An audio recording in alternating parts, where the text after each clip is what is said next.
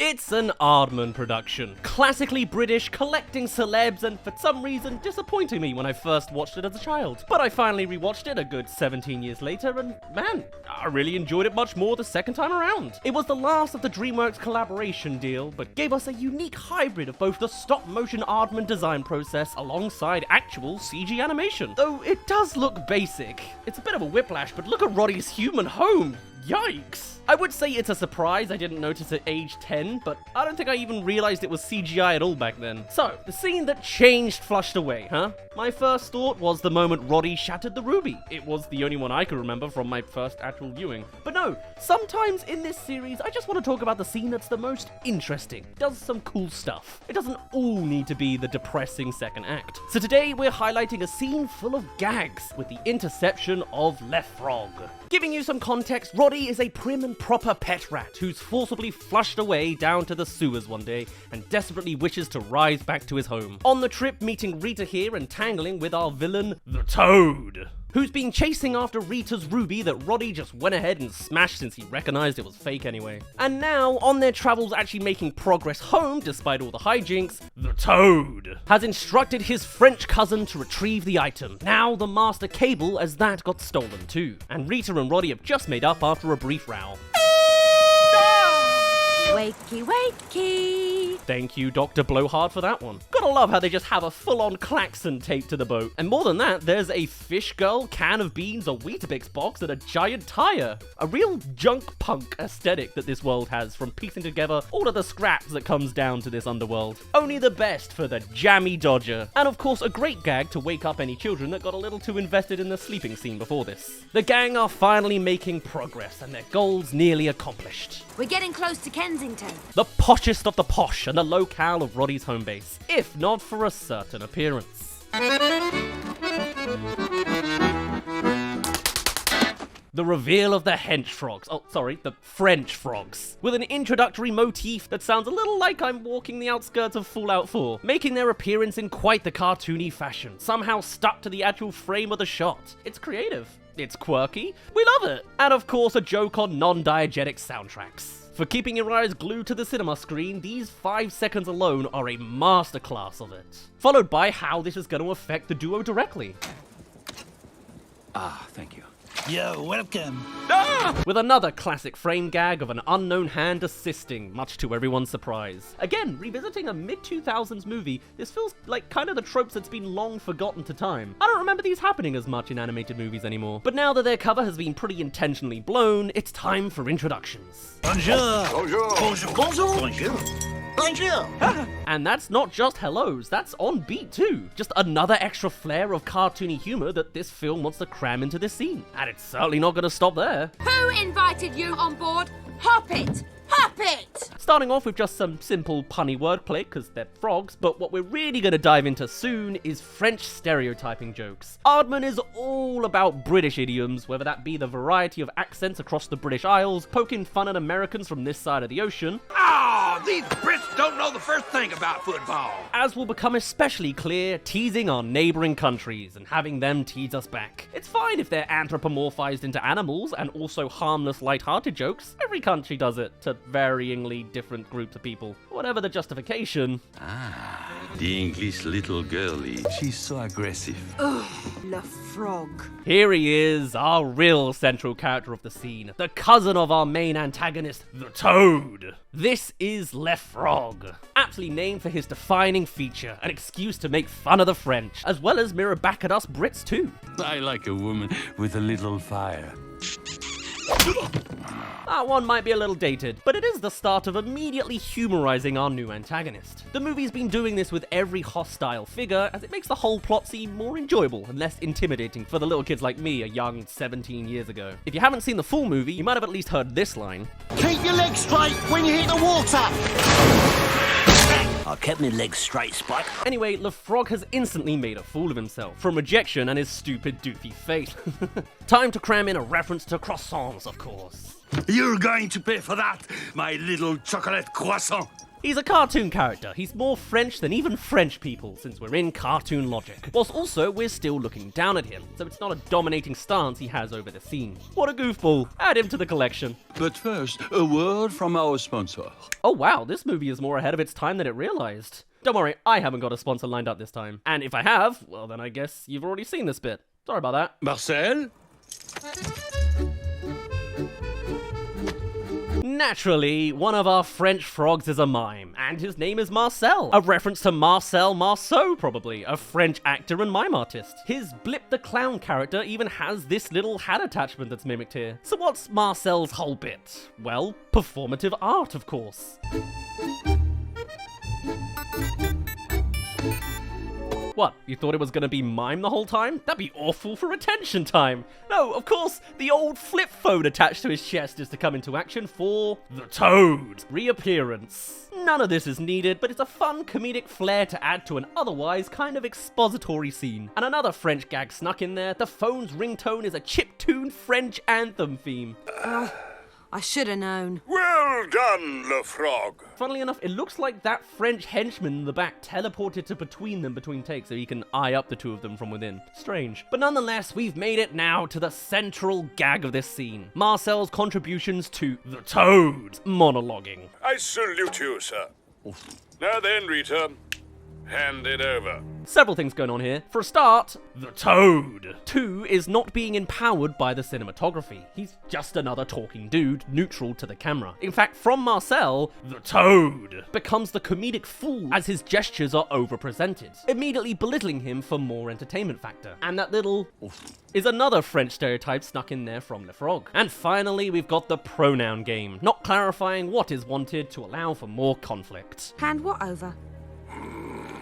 And oddly enough, not clarifying is just more padding, to be honest, since Rita legitimately doesn't know it's the Master Cable he's after, as much as she's also just being smarmy and calling him out for being vague. Only for the real reason we've diverted the conversation to this non-answer. This dance of deception must end. Return what you have stolen from me. Your usual villain-esque demands, with a flair of the humor. French accordion playing in the background as Marcel's actions dominate the scenes, from taking his metaphorical lines a little more literally. It's silly, but it's fun, and the mime even starts whipping out a giant pencil halfway through. Hey, at least it's not a baguette like I originally thought. Welcome to the halfway mark. Subscribe for more if you want. You can also click our link tree down below for any other links. Enough dancing!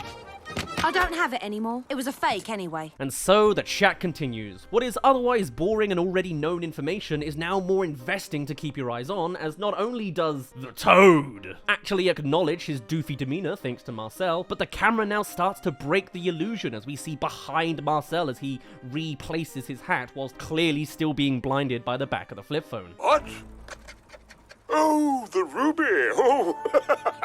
And now with Marcel doing his initial duty to make a buffoon out of the Toad, it's time for the Toad to do it himself. Sure, Marcel is still taking it a little over the top, but now it's time for a maniacal laugh that goes on just a little too long. And even Marcel and the frog have something to say about it. And so do the frogs behind them, glancing at each other. He's cuckoo, but family. Oh, this is rich.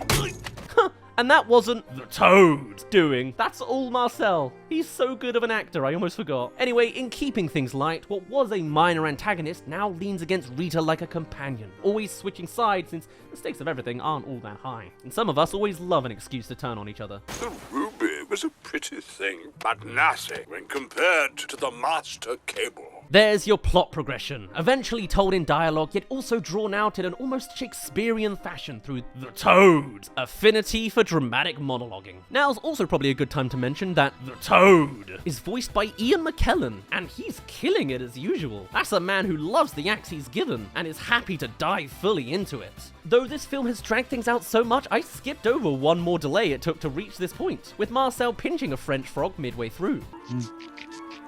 Stop there. Which is actually another French-exclusive reference to Napoleon, who would apparently pull the ears of his intimates as a sign of affection, and became a badge of honor for his imperial guard. Anyway, the Master Cable is finally the subject of discussion. The master what? The cape. The cable. Okay, I guess we're not there just yet, but I think though that this is probably my favorite joke of the whole scene. It's well established that the toad is at the mercy of Marcel behind a video screen and playing with it in this new fashion by just turning literally from his side of the screen when that's not how physics work here. So simple, yet so well done, and the sudden cutoff of delivery is great. The one you're now wearing as a belt. And this bit's just a functional reveal. That's where the belt is, out for all to see. Who knew it would be such an important plot piece? What do you want it for, anyway? Oh, you'll see. Come the World Cup final this afternoon. Ah yes, this is a British film, and you of course can't have a British film without mentioning football. This film all centers around the World Cup from start to finish, and it's our timer for the climax of the movie. Also, the question comes with some extra characterizations, as not only does Rita overrule Roddy's idea to just hand it over, it looks like even Le Frog is curious to know the Toad's answer to why he wants it. Everyone's invested in this story and happy to break party lines to learn more about it. Okay, cousin, take a breath. Leave it to me. Though not breaking lines enough to not come to the Toad's aid when he's coughing up. There's a hint of familial love in there somewhere. How wholesome. Kill the rodents, and then me and my team can settle down to a decent breakfast. And now that the dialogue is over, it's time for visual storytelling. As Le Frog and his hench frogs ready to take things from here, we get a standard eyeline match to Roddy's observation, scheming for his next move, whilst also sneaking in one more French gag that all they think about is breakfast. Is that one true? I feel like I could relate to that one a bit. I'm not French, I swear. And now the scene is readying for action. Okay, men, to action! We surrender! No, not that one, you idiots! Oof. This is a British film after all, of course we're gonna poke fun in that direction too. In the World Cup footage, we could also see that the football game is between England and Germany. England, yes! Germany, live this Sunday. So this film's happy to target in all directions within a near vicinity. And as they finally get on the same page, we're greeted with... We've once again got a display of buffoonery to make every villain seem funny and unthreatening right at their best moment. It's just the style of this movie's writing. And so it begins. Fly at 12 o'clock. Oh, bother. It's frog logic, where apparently seeing a fly causes an impulsive need to attempt to grab it. Look, even Marcel breaks character and the Toad does so while behind a screen. Idiot. Only Le Frog has the tenacity to actually stop himself as everyone tangles to the same coordinates. A French kiss, if you will.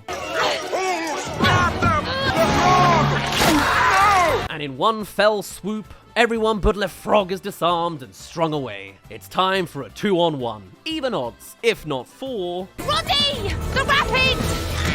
More environmental drama, and our first viewing of these slugs. They're kind of like an early Minion prototype, present in the world to provide background noise, reactions, and pop song references. Also, Le Frog is pulling on Rita's ear over her lines, fighting like a kid in a kid's movie. What follows next is a real action sequence. Roddy up in the forefront steering the boat as we see Rita and Le Frog slung around at the tail of the boat, as the wides reveal the boat inevitably falling down the danger pipeline.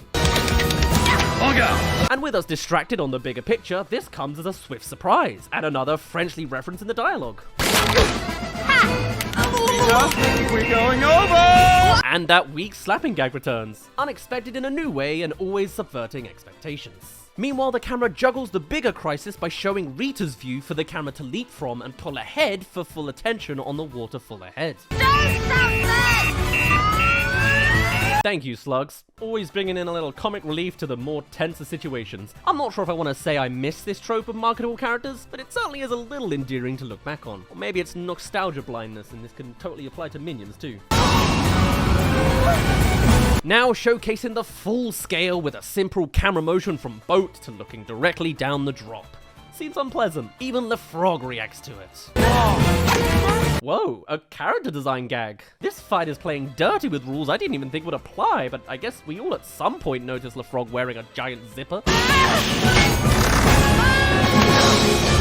And just in the nick of time, they're saved by a feature of the boat that was established earlier in the film, for your classic cliff drop scenario. But though rats can't hop, frogs are much more advantaged. Take your flippers off me. You stupid English with your Yorkshire puddings and your chips and fish. Naturally pinning the English for all of their cultural faults. I too regret Yorkshire puddings. He's got a good point there, to be honest. But don't you ever attack our beans on toast. And with a couple more French lines. Au revoir, ma chérie. Un, deux, trois. The boat is dropped, though it's a long drop, so there's still time for one last move. Nibble for your life! Well, this is a cartoon after all. Of course there's going to be some free-falling physics that work out perfectly for our protagonists. Though you can catch Roddy noticing the parachute asset beforehand, though it's just a carrier bag from British Airways. But with an updraft in this pipework... My belt, I think. They're prepped for the final word in. That dance, by the way, is another French reference to their can-can victory dance. And from there, the two rats are lifted up to their intended destination anyway. LaFrog just doesn't feel like using his tongue right now. But first, there's one last emotional beat to tackle this moment. The first we've seen, actually. This was entirely a comedic scene up to this point. Goodbye, Jammy, me old mate. Rita must say goodbye to her old ship, miraculously animated for one final wave. I wonder if anyone ever cried at this death. I'd call that impressive. And for anyone that likes the proto-minions, they survived too. And with that, Rita and Roddy reach up to the realm of the surface with a skyline view of London.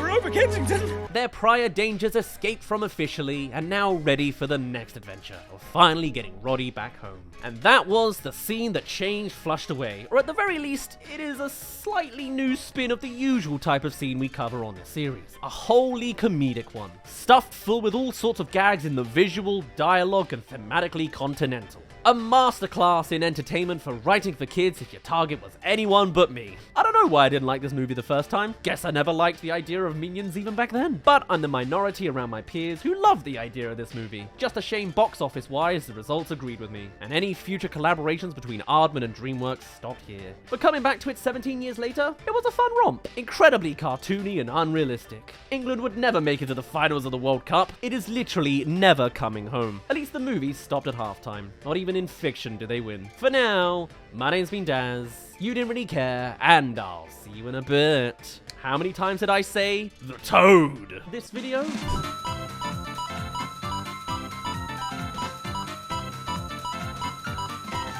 Well, sorry, talk about beating a dead toad.